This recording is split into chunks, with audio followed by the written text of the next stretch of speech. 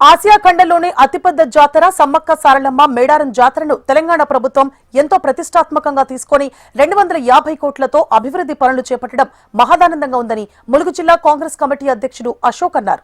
DCC అధ్యక్షుడిగా ఉన్న హయాంలో ఈ అభివృద్ధి కార్యక్రమాలు జరగడం, దేశ నలుమూలల నుండి భక్తులు ఆసక్తిగా జాతర కోసం ఎదురుచూడడం ఎంతో సంతోషంగా ఉందంటున్న డీసీసీ అధ్యక్షుడు అశోక్ తో మా ప్రతినిధి Narender face to face. Medaram Sammakka Saralakka దగ్గర నుండి పాదయాత్రతో ప్రారంభమైన రేవంత్ రెడ్డి ప్రయాణం సీఎం ముఖ్యమంత్రి అయ్యారు. వెంటనే ఈ మేడారం జాతరను 250 కోట్లు కాదు ఎంతైతే అంత ఖర్చు పెట్టడానికి సిద్ధమంటూ ఇవాళ మేడారం రూపురేఖల్ని బృహత్తరంగా అభివృద్ధి చేసే దిశగా పనులు జరుగుతూ ఉన్నాయి. ఇదే కోవలో డీసీసీ అధ్యక్షుడు 3 దఫాలుగా హ్యాట్రిక్ కొట్టిన పైడాకుల అశోక్ మనతో ఉన్నారు. సార్ ఎప్పుడు వస్తున్నారు సీఎం గారు? మరి ఇక్కడ ఏర్పాట్లు ఎలా జరుగుతున్నాయి? ప్రణాళిక ఎలా ఉండబోతుంది? సీఎం గారు 18వ తారీఖు సాయంత్రం వస్తున్నారు. ఈ నెల 19వ తారీఖు పొద్దున గుడి ప్రారంభోత్సవం ఓపెనింగ్ జరుగుతుంది.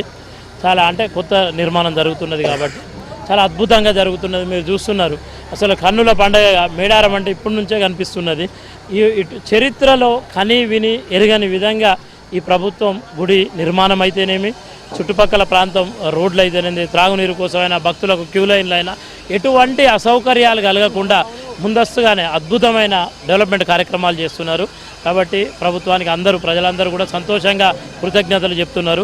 తల్లుల ఆశీస్సులతోటి ప్రజలందరూ సుభిక్షంగా ఉండాలని మరొకసారి కోరుకుంటున్నారు.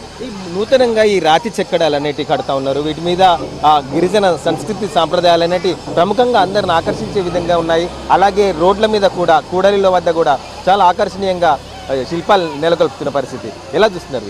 వీటిని గతంలో మనకు మేడారం అనగానే ఇక్కడ ఉన్న వారి ఆదివాసీ కల్చర్ని, వారి సాంప్రదాయాల్ని, వారి గొట్టు గోత్రం, వారి గతంలో వారి జీవన విధానాన్ని ప్రతిబింబిస్తూ, అంటే ఇంతకుముందుకు ఓన్లీ తల్లుల ఆశీర్వాదం తీసుకొని పోయేది. ఇప్పుడు తల్లుల ఆశీర్వాదంతో పాటు వాళ్ళ యొక్క సంస్కృతిని, వాళ్ళ జీవన విధానాన్ని తెలియజేసే వాళ్ళ యొక్క రూపాలు ప్లస్ వారి ఆయుధాలు, వారు జీవించిన జీవన ప్రమాణాలు అన్నింటినీ చూపించుకుంటూ ఈ కట్టడాల మీద అద్భుతమైన ఫోటోలతో పాటు వాళ్ళ సంస్కృతి సాంప్రదాయాలను కూడా ప్రతిబింబించేలాగా గుడి నిర్మాణం జరుగుతున్నది.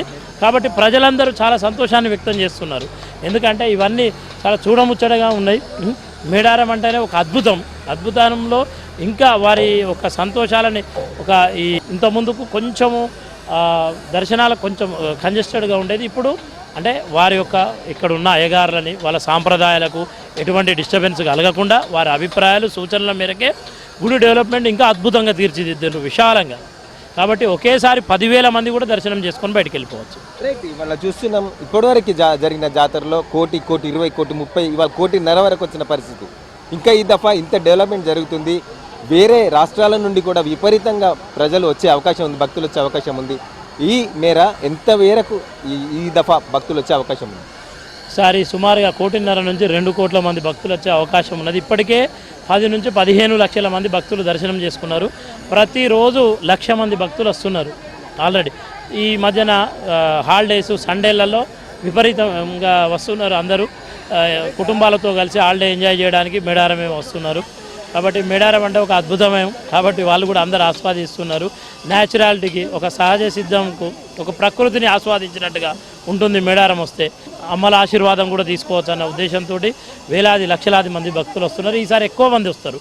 వారికి తగ్గట్టుగా ఏర్పాట్లు కూడా ప్రభుత్వం సైడ్ నుంచి అన్ని విధాలుగా ఏర్పాటు చేయడం జరిగింది. కాంగ్రెస్ అధ్యక్షుడిగా ఉన్నారు, మీ దఫాలో ఇవన్నీ జరుగుతూ ఉన్నాయి, మీరు ఎలా ఫీల్ అవుతున్నారు? చాలా అదృష్టంగా ఫీల్ అవుతున్నాం, సంతోషంగా ఫీల్ అవుతున్నాం. ఇక్కడ పనిచేయడమే అదృష్టం. ఎందుకంటే ఇక్కడ మా మంత్రి సీతక్క గారు, ఎండోమెంట్ మంత్రి కొండ సురేఖక్క గారు, మరియు మాకు ఇన్ఛార్జిగా ఉండి అనునిత్యం మాకు ఇక్కడ ఏం కావాలన్నా వెంటనే క్షణంలో స్పందించే మా పొంగులేటి సీనన్న గారు, ముఖ్యమంత్రి వర్యులు, ఏం కావాలన్నా కానీ ఎంతైనా చేస్తాం అని, దేనికైనా వెనుకాడని ఒక ముఖ్యమంత్రి గారు దొరికినారు మాకు. ఒక అద్భుతమైన వ్యక్తి ముఖ్యమంత్రిగా రావడం మేము చాలా సంతోషంగా ఫీల్ అవుతున్నాం. కాబట్టి ఇంకా డెవలప్మెంట్లు చేస్తారు. ఇంకా అద్భుతంగా రానున్న కాలంలో ఈ సహజమైన ప్రకృతి సంపదను కాపాడుకుంటూ ఇంకా ఎక్కువ డెవలప్మెంట్లు కూడా చేసే ఆస్కారం ఉంది. కాబట్టి మేము ప్రభుత్వంలో ఉన్నందుకు, ఈ పనిలో భాగంగా ఇక్కడ పనిచేస్తున్నందుకు చాలా సంతోషపడుతున్నాం. ఇదంతా తల్లుల దీవెనలుగా భావిస్తున్నాం. నిజానికి కూడా తల్లుల దీవెనలని చెప్పుకోవచ్చు. ఇవాళ సీఎం రేవంత్ రెడ్డి ముఖ్యమంత్రి అయ్యాడు.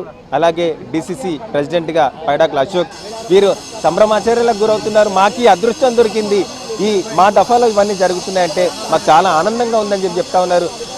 ఈ దఫా జాతర మాత్రం బృహత్తరంగా చాలా గొప్పగా ఎవరు కని విని ఎరగని రీతిలో జరగబోతుంది. అందుకు సీఎం రేవంత్ రెడ్డి ఇంత అంతా కాదు, ఎన్ని కోట్లైనా వెచ్చిద్దాం, కానీ ప్రజలకు భక్తులకు ఎలాంటి ఆటంకం కలగకుండా చాలా గొప్పగా నిర్వహించాలని చెప్పి చెప్పిన పరిస్థితి. Cameraman Sampath, Narendra, HM TV, Medaram.